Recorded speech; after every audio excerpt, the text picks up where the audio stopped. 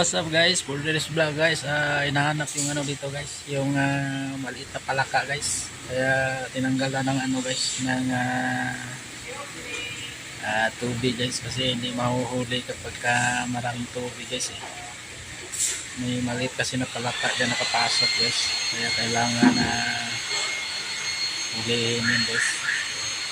Ayan guys oh, ang hirap ulit, madulas kasi yung palaka guys eh. Kaya ayan, tatanggalin lahat yung tubig na nandyan.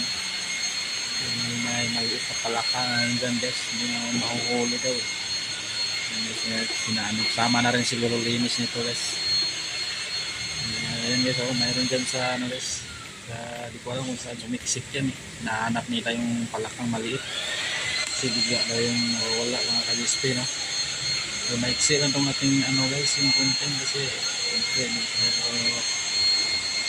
allow dito magkuha ng mahabang content guys kasi private na ito eh.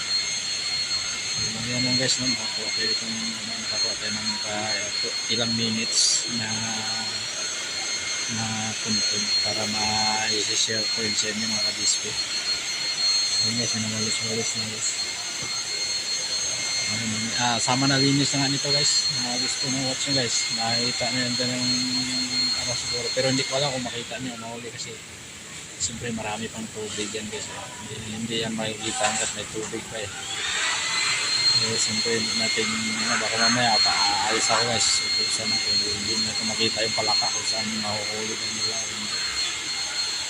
Dito lang yan guys yung palaka guys, hindi na alam kung saan sumiksik eh. Ayan guys, yung tabo na dinabaldi yung ano guys, yung tubig. Ayan guys, abangan nyo lang guys sa baka sakaling masama dyan sa pagtabo yung palaka eh. Baka mahihilo yan dyan sa ano ng tubig guys. Mahihilo yan yung palaka mga ka-GSP no.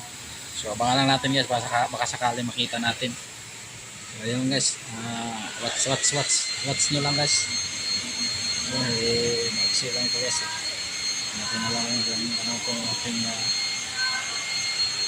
pagbibideo kasi mayroon tayong utos guys eh. Mayroon tayong ibang pupuntahan mga display no? Watch nyo lang mga display. Bye.